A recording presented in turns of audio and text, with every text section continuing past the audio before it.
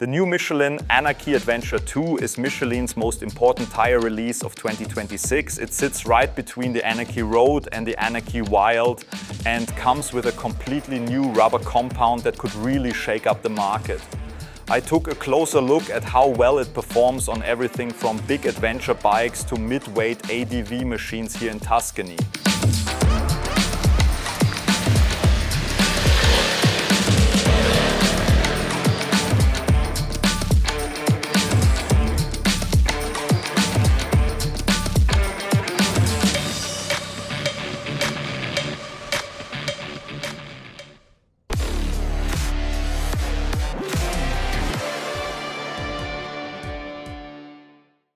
Hello everybody and welcome to the launch event of the Michelin Anakee Adventure 2.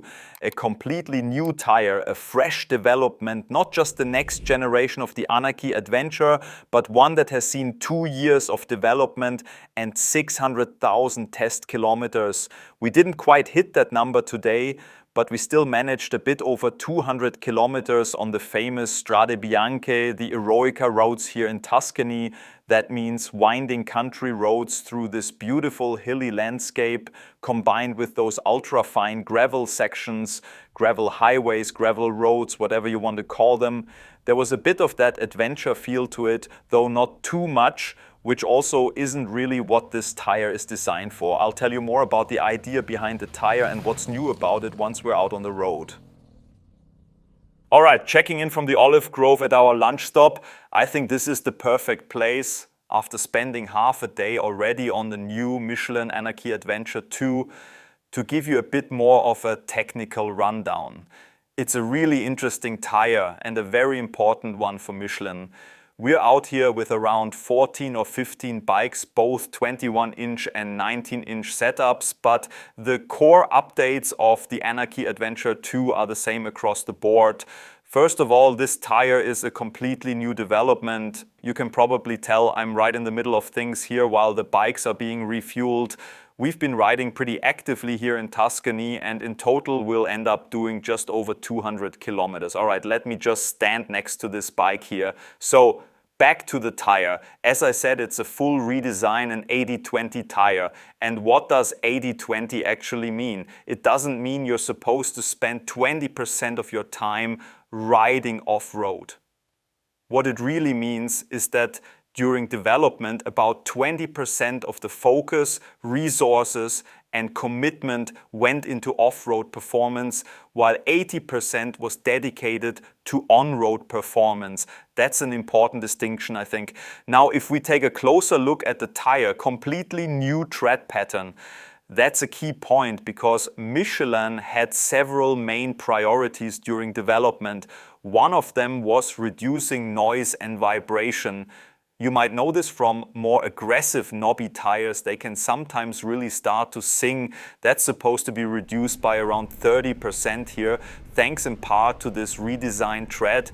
And just to be clear, all these improvements are compared to the predecessor, the original Anakee Adventure.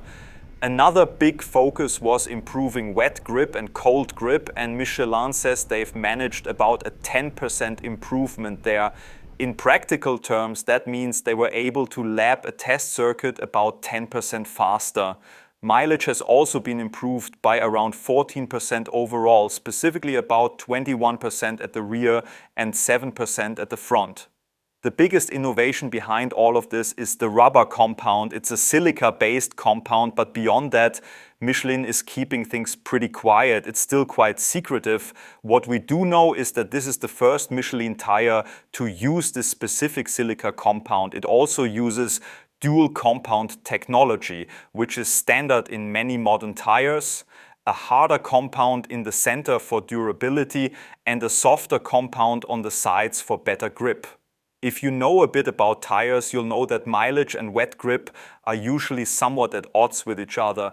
Better wet and cold grip typically comes from a softer compound that can adapt to the microtexture of the road surface, creating mechanical grip. But softer rubber also wears faster, so it reduces mileage.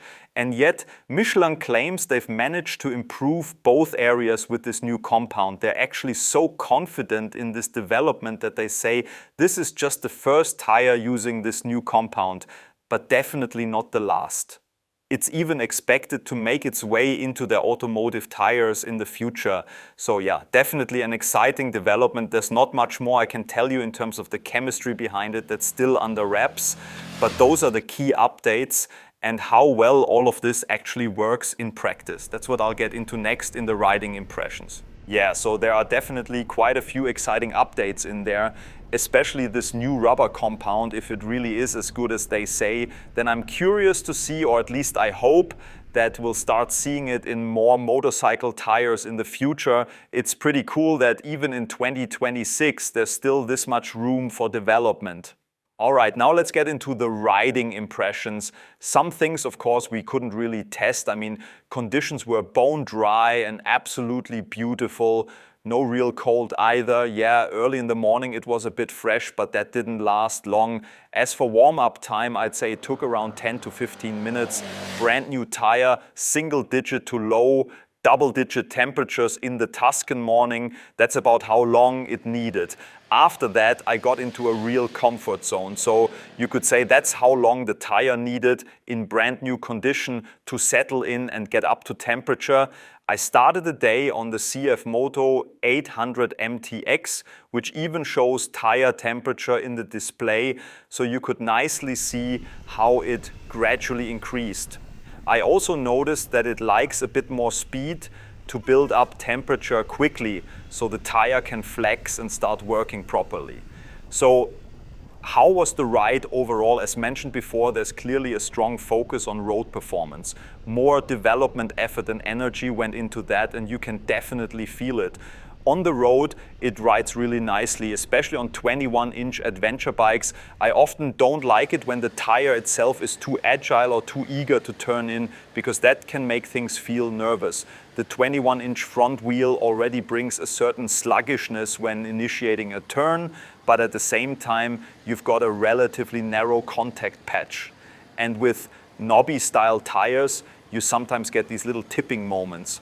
That's something you don't have to worry about at all with the Anakee Adventure 2. It's very smooth and linear, no sudden tipping points, no feeling like it suddenly drops into the corner. Instead, it builds lean angle in a very predictable and controlled way all the way down to the foot pegs on some of the bikes. That's definitely a big plus. Later on, after my midday piece, we also had a small workshop session where they talked more about vibration and noise, and apparently a key factor is how the sipes and tread grooves, the negative profile, are arranged, because that's what can start to sing at certain frequencies.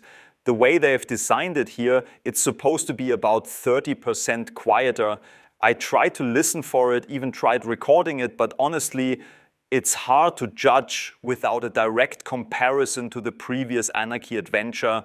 What I can say is that it starts to make a bit of noise at around 75 kilometers per hour, and that continues up to about 95 or 100 kilometers per hour. After that, it gets harder to notice because of wind noise at the helmet. From what I can tell, it's a fairly quiet hum, at least compared to other more aggressive Knobby tires. That said, I'll admit I'm not really sensitive to that. Even the loudest Knobby tire on the market wouldn't bother me. I usually wear earplugs and have a comm system running, so it's not something that really affects me. But if that's important to you, let's just say it's on the quieter side. As for vibrations, I didn't notice anything I could clearly attribute to the tire. We rode a lot of different bikes today, and nothing stood out as annoying or unusual. Tuscany isn't just about beautiful scenery and twisty roads. You also get some pretty rough, broken surfaces. And there I had the impression that the tire itself adds a bit of damping. Especially on more sport-oriented setups like the Tenere 700 Rally, which has a firmer suspension, I felt like the impacts were smoothed out slightly by the tire. Now, without a direct comparison, tire testing is kind of the supreme discipline, and I probably can't do it 100% justice in every aspect, especially without back-to-back testing. But at the very least, there were no obvious comfort weaknesses. What's really interesting, and where I can probably say a bit more, is how this rather road-focused tire performs once you get onto loose terrain.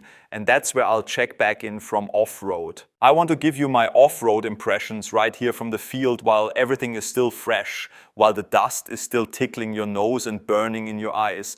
Now, we didn't ride anything too crazy.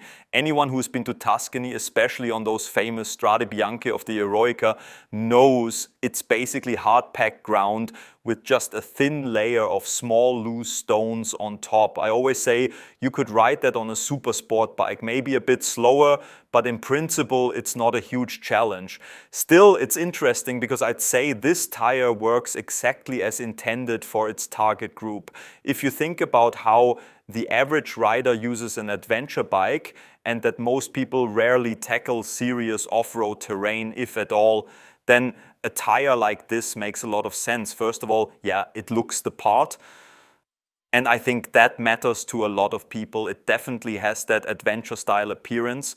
At the same time, as we've already talked about, it performs really well on the road, at least based on what we could experience here in dry conditions. Then you go off-road, and sure, it's a long way from being a proper knobby tire. Anyone who's ridden real off-road tires and looks at this one will know it's not meant for hardcore terrain, but at the same time, it's clearly a step up compared to a pure road tire. For example, many road tires, especially the sportier ones, don't really have any tread left at the edges of the contact patch. Here, the tread pattern extends all the way to the sides. So you've got a bit more reserve, you can feel a bit more grip. But of course, modern adventure bikes, especially the big ones like a 1300 GS, have so much power that you can break traction on pretty much any tire with a small twist of the wrist. And that applies here as well, maybe even a bit more so. What I did notice were some differences in lateral stability, which is often a point of criticism with these more road-focused adventure tires. On the 21-inch front wheel, let me show you, you can see they've tried to keep the profile a bit flatter. That means even at slight lean angles in corners, the tire still has a relatively flat contact patch, giving you decent grip and feedback. If we look at the 19-inch front tire, the curvature towards the sides is much more pronounced. The effect is what I mentioned earlier. On the road, it feels more planted and secure when leaning, but off-road, especially in gravel corners, you get a bit more of a wobbly feeling because at low lean angles, you're still riding on this more curved section, which affects lateral grip. But overall, it's not about massive grip on gravel. It's about being better than a pure road tire, and I think it achieves that. I also found the tire's own damping characteristics quite pleasant. You can tell the carcass is a bit stiffer. Michelin calls it something like Ex-Evo technology. It feels like it's designed to handle the occasional harder hit without transferring everything directly to the bike and the rider. So again, without a direct comparison, it's always a bit tricky, but overall I'd say it does offer some clear advantages over a pure road tire in this kind of terrain. Yeah, so I think you really have to clearly understand what this tire is meant to be. Even though it says Anakee Adventure 2 on the sidewall, it's still primarily a road tire. Just one that gives you certain advantages on gravel. That mainly comes from the higher void ratio, about 32% negative tread. For comparison, the Anakee Road, which is basically a pure road tire, even if they sometimes call it 90/10, has only about half of that. And the Anakee Wild, Michelin's 50/50 tire, has roughly double the void ratio of the Anakee Adventure 2, so around 64%. That's where the difference comes from. So here you get a bit more robustness, a bit more capability. You've got some transverse grooves, which means the tire can interlock better with loose surfaces. Even on light gravel, you'll get away a bit easier than with a pure road tire. Now my tip, who is this tire for? Think about what kind of bike you're riding and how you actually use it. There's also the Michelin Road 6, a 100% road tire. It's available for 19-inch front wheels, but not for 21-inch setups. So if you're riding a bigger adventure bike with a 19-inch front and you stay on the road, my recommendation would be the Road 6. If you're on a 21-inch adventure bike and say, I'm basically only riding on the road, then I'd go for the Anakee Road, because that one is available in 21-inch sizes and works perfectly on asphalt with just a tiny bit of gravel capability. If you say, all right, I do ride on loose surfaces occasionally, not a lot, but more than just minimal, then I see the Anakee Adventure 2 as a really interesting option, especially with the advantages we talked about, and hopefully also the improvements in mileage and wet grip, which we'll have to see in future tests. And of course, if you really want to send it off-road, properly ride in loose terrain, then you already know you need a tire with proper aggressive knobs sticking out of that black gold. And in Michelin's lineup, that would be the Anakee Wild. Alright, and with that, I think that wraps up my little talk. Subscribe to the channel for daily motorcycle content. I also tried to do a quick test of the F900 GS Adventure, which we haven't had on the channel yet, but was part of this test fleet of about 15 bikes. So check that out as well if you're interested. Let me know your thoughts on the Anakee Adventure 2 down in the comments. Drop a like if you enjoyed this tire presentation. And as always, thanks for watching, and hopefully I'll see you again soon.